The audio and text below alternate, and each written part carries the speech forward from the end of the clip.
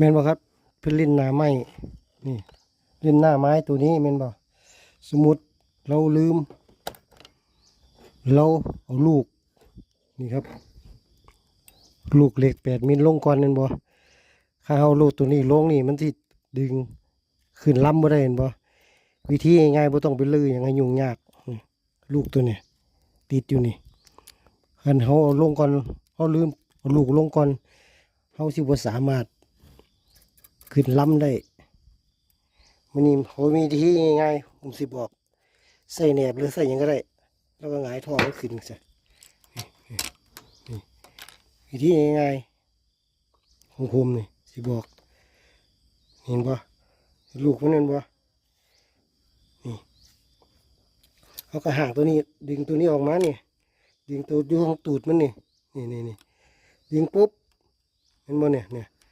ดึงตัวนี้เห็นบ่เขาก็หาเอียงไงกดลูกกดลง